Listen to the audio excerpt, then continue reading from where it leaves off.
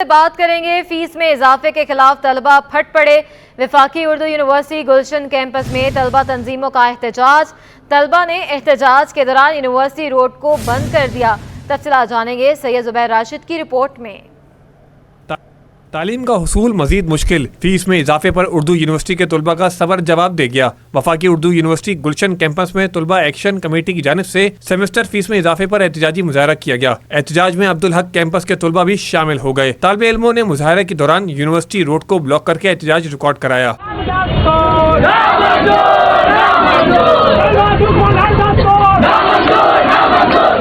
हाथों में बैनर्स थामे तलबा ने कहा कि सेमेस्टर फीसों में 50 से 68% इजाफा कर दिया गया। फैसला तालिब इल्मों के साथ नाइंसाफी है। तो इंतज़ामिया मुसलसल इस तरह के जुल्म ढा रही है तलबा पर, जिस पर तलबा मजीद दबता जा रहा है। फिर यहाँ पर फीसिस में इतना इजाफा कर दिया गया है, 67.5% तक का इजाफा। ये तलबा पर जुल्म का पहाड़ बनकर ढहा है।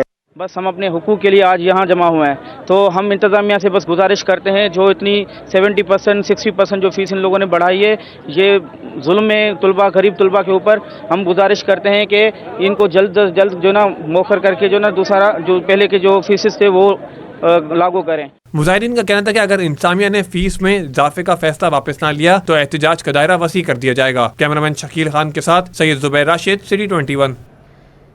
टिम्बर महाजर बरादरी और इलाका मकीन के इलेक्ट्रिक के खिलाफ सरापा एहतजाज बन गए। मुबैना तौर पर मीटर काटने और जंपर निकालने पर के इलेक्ट्रिक के अमले को अवाम ने पकड़ लिया। टिम्बर मार्केट एसोसिएशन के अहदेदारों ने के इलेक्ट्रिक के अमले को अपनी हिफाजत में ले लिया है। हमारे नुमाइंदे शाहजेब हुसैन वहां पर मौजूद हैं। ताजर रहनुमा शर्जील गोपलानी के साथ उनसे मजीद बात कर लेते हैं। शाहजेब, अपडेट कीजिएगा। जी बिल्कुल, देखिए मैं इस वक्त कराची की टिम्बर मार्केट में मौजूद हूँ और यहाँ पर के इलेक्ट्रिक इंतज़ामिया के ख़िलाफ़ जो यहाँ के ताजर बरादरी हैं वो सरापा एहतजाज हैं। ताजर रहनुमाओं की जानिब से कहा जा रहा है कि मुबैना तौर पर के इलेक्ट्रिक की जो इंतज़ामिया है वो बिजली का जो मीटर है वो काट रही थी, उसका जो कनेक्शन है वो मुनक़ता किया जा रहा था और इसी तरीके से जो के इलेक्ट्रिक के सप्लाई के जंपर जो लगे होते हैं वो निकालना चाह रही थी, जिस पर जो है जो यहाँ के ताजर रहनुमा है शर्जील गोपलानी साहब, उन्होंने जो है उनको रंगे हाथों पकड़ा है और उनको जो है यरगमाल बना लिया था और इस वक्त जो है पुलिस यहाँ पहुँच चुकी है और मुज़ाकरात का सिलसिला जारी है। मेरे साथ ताजर रहनुमा शर्जील गोपलानी साहब मौजूद है जो कि टिम्बर मार्केट एसोसिएशन के अहदेदार भी हैं। सर, ये बताएगा कि आज हमने देखा कि मुबैना तौर पर बिजली के जो कनेक्शन है वो मुनक़ता किए जा रहे थे इंतज़ामिया की जानिब से, अब क्या सूरत हाल है? पुलिस आई है, आप लोग के सामने मुज़ाकरात हुए हैं, मुज़ाकरात कहाँ तक कामयाब हो सकें? देखिए, अभी मुज़ाकरात नहीं हुए, जंपर बाकायदा उतार लिया इन्होंने, बिजली के मीटर काट रहे थे और दुकानदारों को धमकियाँ दे रहे थे। अवाम में इश्तियाल था, उसको हमने अपने कस्टडी में लेके इनको बिठाया था, अब पुलिस के हवाले कर दिया है। SSP सिटी की मुझे कॉल आई है, कर्नल अब्बास जो इनके हैं उनकी कॉल मुझे आई है और वो लोग चाह रहे हैं कि ये मामला थाने में बैठ गया। लो, हमने तो पुलिस के हवाले कर दिया है। कानूनी तौर पर हमने कानून को हाथ में नहीं लिया, अब कानून जाने, पुलिस जाने, के ही जाने। हमें उम्मीद ये है कि पुलिस इनको छोड़ देगी और उसके बाद इस इलाके में बिजली नहीं होगी, हमें पूरी तरीके से यही उम्मीद है।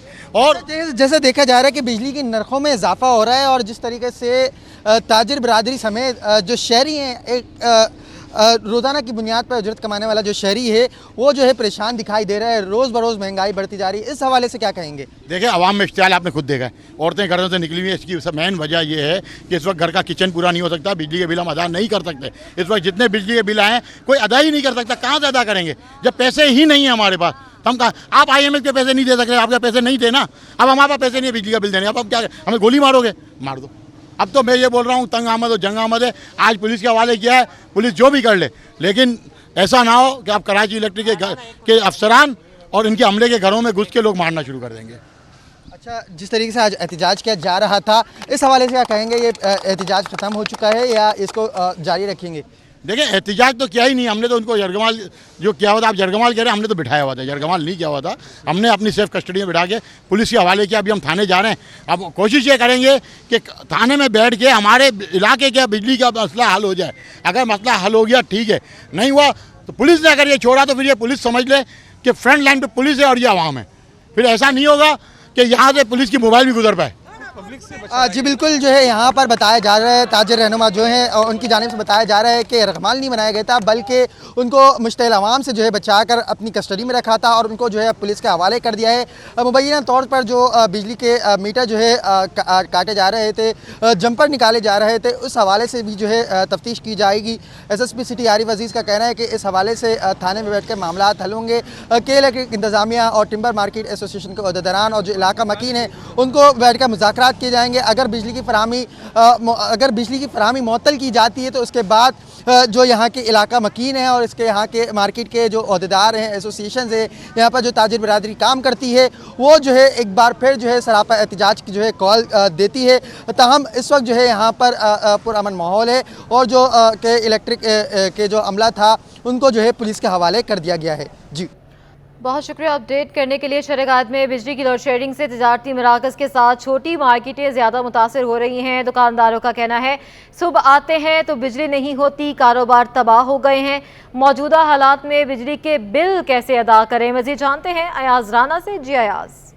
जी बिल्कुल, इस वक्त मैं मौजूद हूँ ईदगाह की ये मैदान मार्केट, जो कि लोहे की मार्केट है, अपनी नौयत की एक वाहिद मार्केट है, जो कि कराची में इस वक्त सबसे बड़ी मार्केट मानी जाती है, जहाँ लोग अपने हाथों से और बिल्कुल ये वो जिसको घरेलू सनत जिसको आप कह सकते हैं, ये छोटी सनतों में इसका शुमार होता है। और इस वक्त यहाँ पर ये आलम है कि यहाँ दिन में कहते हैं कि सिर्फ 2 से 3 घंटे जो है वो यहाँ लाइट मैसर होती है और के इलेक्ट्रिक की जानिब से जो है इनको बिल तो भेज दिए जाते हैं, लेकिन इनका कहना है हमें जो है वो लाइट नहीं मिलती। इस वक्त मेरे साथ मोहम्मद सज्जाद साहब मौजूद हैं जो यहाँ इसी मार्केट से मुंसलिक हैं।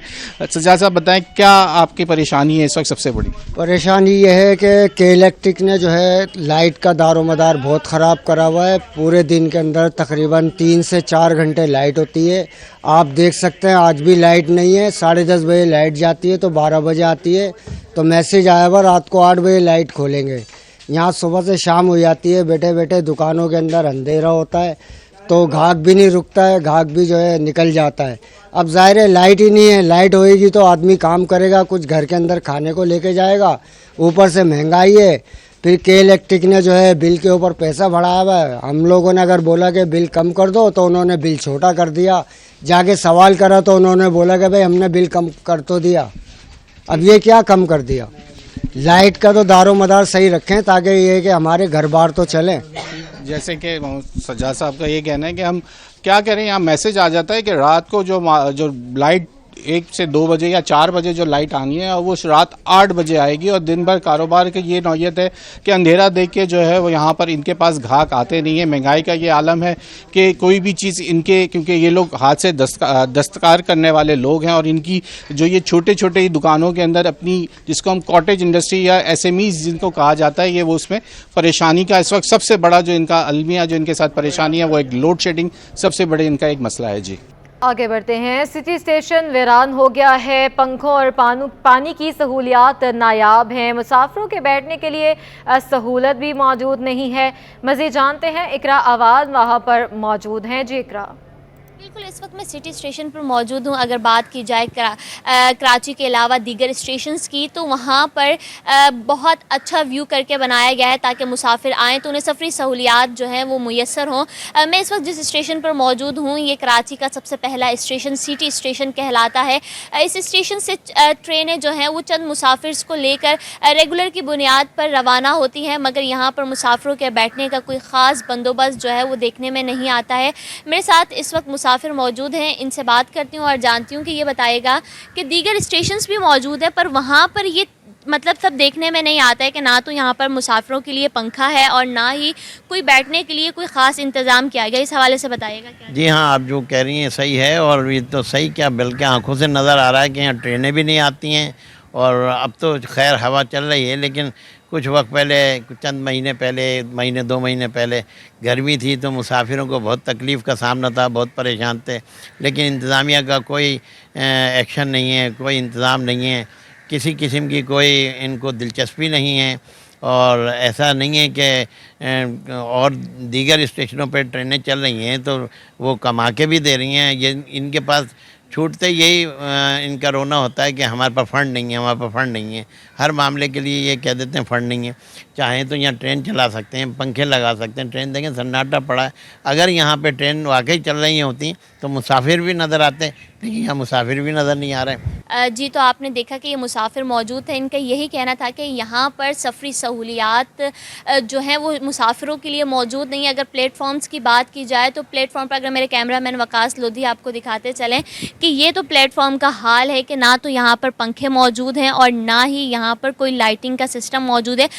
रात के औकात में भी यहाँ से चंद ट्रेनें जो हैं वो मुसाफिरों को लेकर रवाना होती हैं, मगर रात के औकात में ये जो स्टेशन है ये वीराने का भी मंजर पेश करता है और घुप अंधेरे में मुसाफिरों को यहाँ पर बैठने में शदीद खौफ व ख़तरा जो है वो महसूस होता है। उसके अलावा अगर बात की जाए सुबह के औकात में भी यहाँ से ट्रेनें जो हैं वो मुसाफिरों को लेकर रवाना होती हैं, मगर यहाँ पर ना तो पंखा और ना ही यहाँ पर पानी के हवाले से यहाँ पर कोई इंतज़ाम मौजूद है। यहाँ पर जो चंद मुसाफिर आते हैं वो यही शिकवा करते हुए नज़र आते हैं कि इंतज़ामिया जो है वो गहरी नींद सो रही है। ना तो उन्हें मुसाफिरों की सफरी सहूलियात के हवाले से ना तो उन्हें कोई फ़िक्र है और ना वो इन मसाइल को हल करने के बारे में सोचते हैं।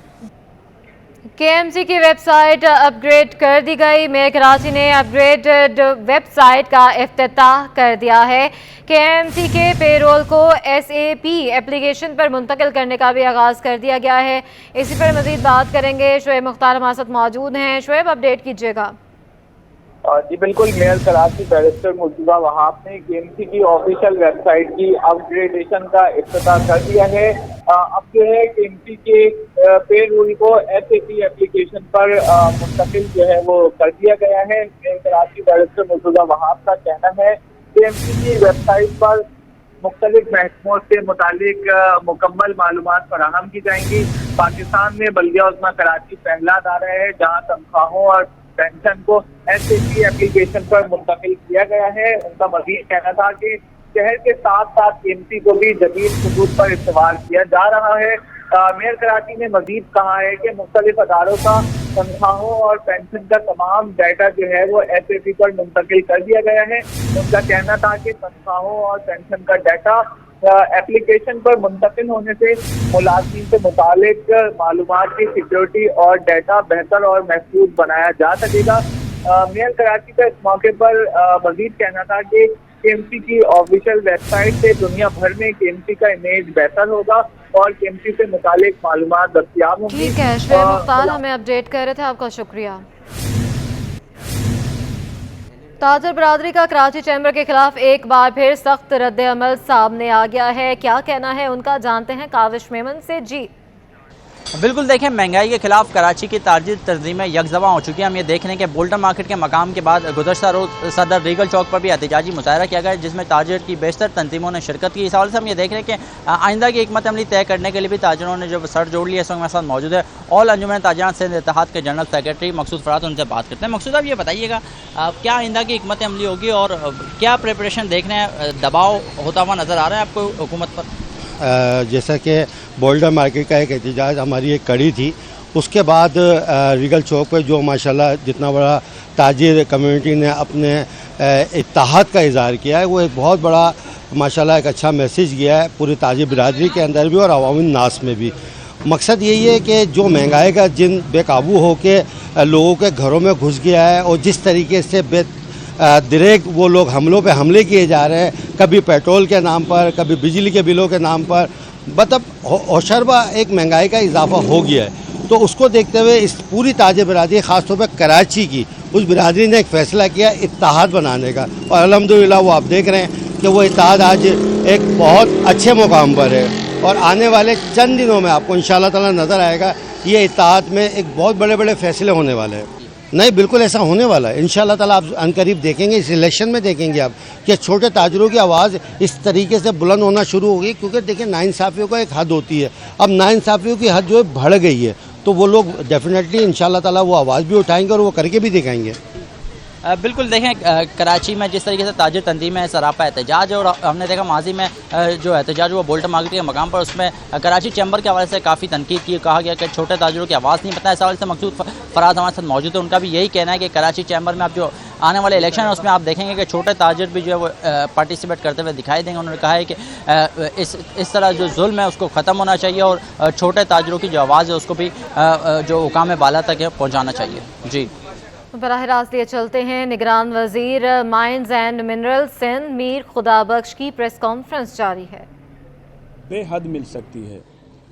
अच्छा, मैं थोड़ा सा आपको माइंस एंड मिनरल का एक तारुफ करवा दूं तो ताकि आप लोगों को इन चीज़ों की क्लैरिटी हो। अब इसमें हमारे पास मुख्तलिफ़ चीज़ें आती हैं। पहले मिनरल में मैं आपको एक चीज़ क्लियर कर देता हूँ। असल में जो कोल जो था ये माइंस डिपार्टमेंट का हिस्सा था, उसे अलग करके एनर्जी को दिया गया। अब हम उसको डिस्कस नहीं करते, लेकिन वो भी मिनरल में शुमार होता है एज हमारी इकोनॉमी। उसका एक बहुत बड़ा स्टेट ये रखता है, तो ये चीज़ें हमारी नॉलेज में होनी चाहिए। इसके अलावा बाकी दूसरी चीज़ें हमारे पास हैं, पहले मैं आपको वो बताऊं, उसके बाद फिर हम आगे बात करते हैं।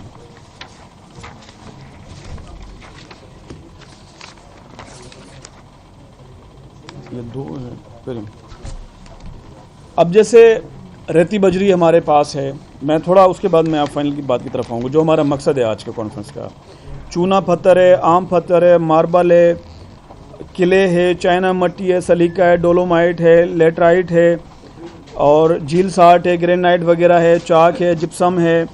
तो यानी कि इस तरह की ये हमारे पास इस वक्त जो निगरान वजीर mines and mineral Sindh Mir Khudabakhsh की प्रेस कॉन्फ्रेंस जारी है।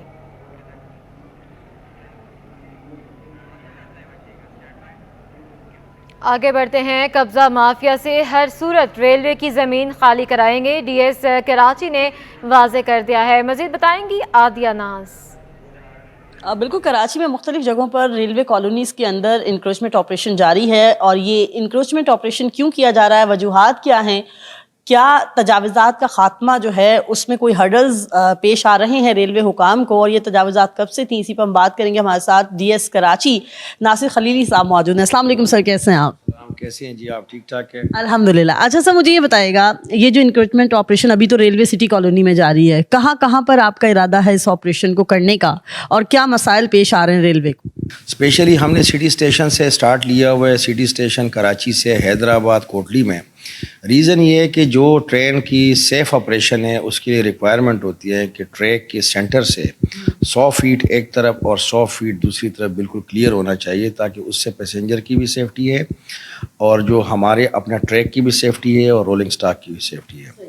तो इसलिए हमने ना सिर्फ कराची सिटी से शुरू किया है, बल्कि जहाँ जहाँ पे इस किस्म की इंक्रोचमेंट्स है, ये कंटिन्यूस एक प्रोसेस है जो जारी रहेगा जब तक हम इस इंक्रोचमेंट्स को हटाने में कामयाब नहीं होते।